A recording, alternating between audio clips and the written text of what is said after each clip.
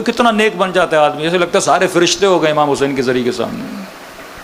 مولانا بیٹھیے، آپ یہاں بیٹھیے، آپ نماز پڑھیے، آپ پہلے آپ پہلے آپ پہلے. وہی بندہ ہے جو کراچی میں تھا، 40 امام حسین میں سب بدل جاتے ہیں. پہلے آپ کھائیے، پہلے آپ کے لیے نظر ہے، بدل گئے سارے لوگ. بھائی وہ تو ماحول ہی ایسا ہے بندے کو بدلنے والا.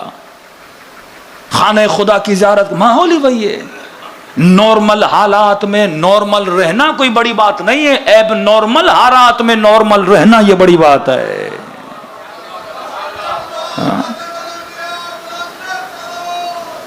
اللہم صلی علی محمد.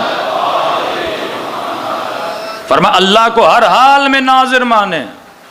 رسول فرماتے ہیں جو نجات چاہتا ہے وہ سرًا وعلانیہ، یہ نہیں کہ لوگوں کے سامنے تنہائیوں میں بھی جائے تو اللہ کو کیا مانے؟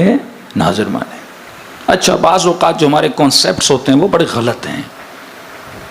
جو متدینین ہیں وہ بھی یہ سمجھتے ہیں بھائی نماز پڑھوں خوف خدا، روزہ رکھوں خوف خدا، اپنا سچ بولوں خوف خدا.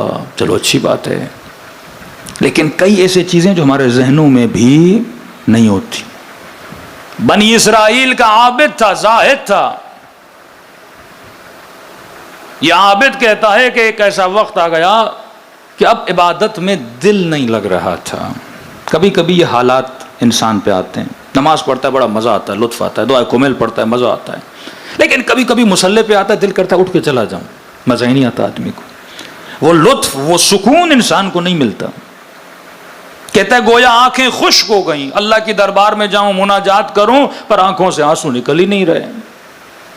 جب بندوں پہ ایسے حالات ہوتے ہیں نا، کہتے ہیں فوراً خدا سے رجوع کیا کرو. کیسا کیوں ہو رہا ہے؟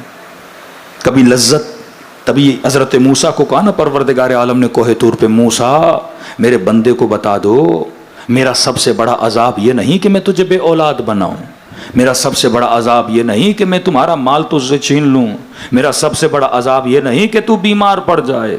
کہ پروردگارہ بندے تو یہی سمجھتے ہیں مال نہ ہو، اولاد نہ ہو، قرض دار ہو جائے، ہاں تنگ دست ہو جائے، یہ اللہ کا عذاب ہے. کہا نہیں موسیٰ، میں جس بندے سے ناراض ہوتا ہوں اسے اپنی مناجات کی لذت سے محروم کر دیتا ہوں. پھر مصلی یہ عبادت پہ نہیں بلاتا، پھر لذت نہیں ملتی، پھر تہجد کی نمازوں کے لیے نہیں اٹھاتا. ایسے خود عبادت کرنا خوف خدا کی ایک نشانی ہے نا، کہ جس کا میں عاشق ہوتا ہوں اس کو اتنا اپنی محفل میں بلاتا ہوں. اب تاریخ اٹھا کر دیکھ لیجئے، کسی اور کا لقب زین العابدین نہیں، صرف حسین کے بیٹے کا لقب ہے. سید الساجدین، زین العابدین. امام حسین آتے ہیں رسول خدا سے ملے، فرماتے السلام علیک یا ابتا یا جدہ. نبی فرماتے وعلیک السلام وعلیک السلام یا زین السماوات، اے آسمانوں کی زینت تجھ پر بھی میرا سلام ہو. ابی ابن کعب بیٹھے تھے، کہنے لگے یا رسول اللہ آسمانوں کی زینت تو آپ ہیں، آپ حسین کے لیے بول رہے ہیں. فرمایا ابی، زمین والے حسین کو اتنا نہیں جانتے جتنا آسمان والے حسین کو جانتے ہیں. زمین میں حسین کی اتنی پہچان نہیں ہے جتنی قدر، جتنی قیمت حسین کی کہاں پر ہے؟ سماء اللہ میں ہے. اور حدیث رسول بھی ہے کہ خدا جس بندے سے محبت کرتا ہے اور وہ بندہ پریشان ہوتا ہے کہ یہ نعمت کیوں چھینی گئی، خدا اسے خواب کے عالم میں اشاروں میں بتاتا ہے. یہ خواب کی بڑی اہمیت ہے. خواب کے ذریعے سے بتاتا ہے کہ میں تجھ سے ناراض کیوں ہوں، خواب کے ذریعے سے بتاتا ہے کہ تم نے خطا کون سی کی ہے. یہ عابد رویا، گڑ گڑایا رات کو خواب کے عالم میں، اس نے اللہ کے فرشتے کو دیکھا کہ اتنے دنوں سے تو پریشان ہے، تجھے عبادت میں مزہ کیوں نہیں مل رہا، لذت کیوں نہیں آ رہی. فرمایا شکا منک عصفور، اللہ کی دربار میں تجھ سے شکایت کی ہے ایک چڑیا نے.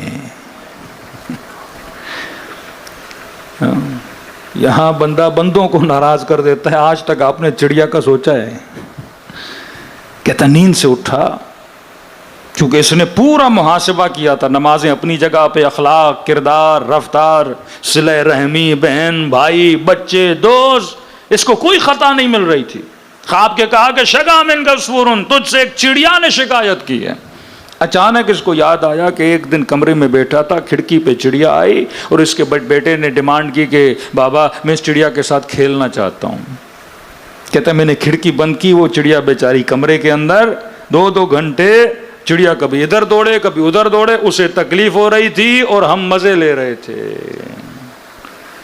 اس مجبور لاچار حیوان نے اللہ کی دربار میں کیا کی؟ شکایت کی۔